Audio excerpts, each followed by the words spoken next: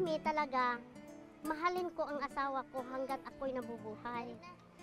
Wala na akong pakialam doon sa mga nangungutya sa amin kasi wala hindi talaga maiwasan Talagang gano'n na talaga siguro, mayroon kasi ding hindi nakaintindi. Kami, tuloy pa rin kami nagmamahalan kasi masaya naman kaming nagsama. Mula nang ikasal, mas naging sweet pa raw si Jovel kumpara sa nung magkasintahan pa lang sila ni Charita. Malambing si Jobel. Kinakarga niya ako, kinakalong, yun, pinaparamdam niya sa akin na mahal niya ako. Sa 10 taon na lang pagsasama, biniyayaan sila ng 2 anak, sina Jed at James. Wala na raw mahihiling pa si Jovel sa pag-aasikaso at pag-aalagang ibinubuhos ni Charita sa kanilang pamilya. Ano pa yung mga qualities niya na nakita mo na nagustuhan mo? Malaga siya. Sa akin.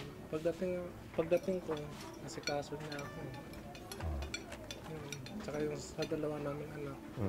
Talagang, andyan naman sa normal na babae, sa normal na asawa. Nagagawa niya naman.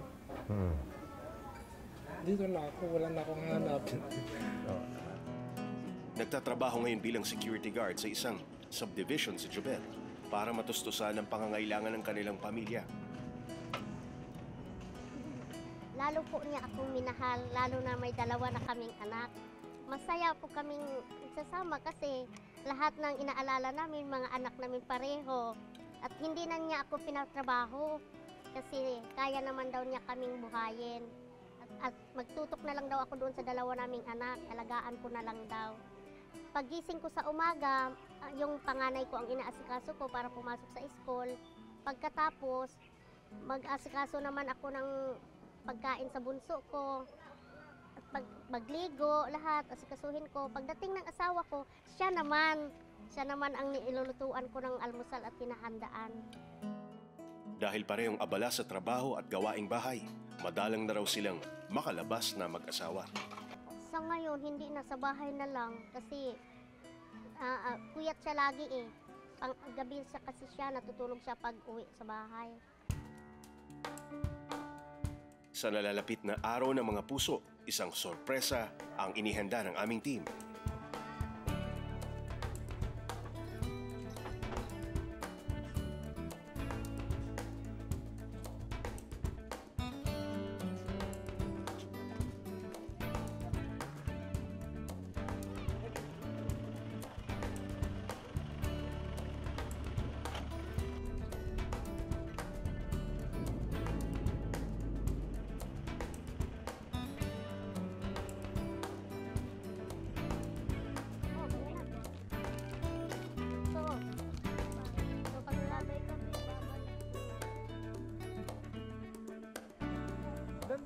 Ang mga bata, walang mapagsidlan ng labis na tuwa sa kanilang kauna-unahang family picnic.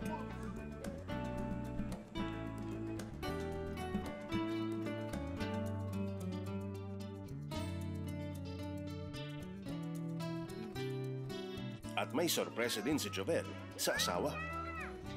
Siguro yung bulaklak na lang, ganon. Simple na lang din. Habang abala sa paghahanda ng surprise date si Jovel,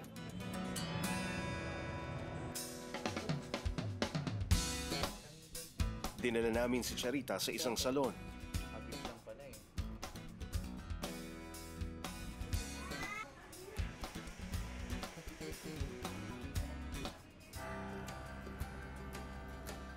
Pagdating ni Charita, tila si Jovel na ang nasorpresa.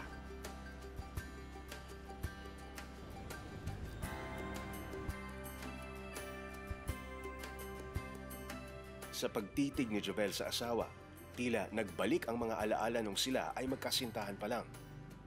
Yung pagmamahal ko talaga sa kanya. Minsan, hindi ko naman masabi sa kanya na talagang mahal na mahal ko siya. Siguro wala naman akong nahahanapin ng iba. Nung dumating si Jovel sa buhay ko, naniwala talaga ako. Parang nanalo ako sa loto. Si Jovel ang naging kasama ko sa buhay. Kasi ipinaglaban niya ako, hindi niya ako kinakahiya. maging sino ka man, talagang totoo ang pagmamahal na darating sa'yo. Meron talagang nakatadhana para sa iyo. Ang sarap pala ng ma-inlove ka. Kahit natutulog ka nakangiti. Itong love story ni Jovel at ni Charita ay magpapatunay na love comes in all sizes. Hindi mo talaga masusukat ang pag-ibig.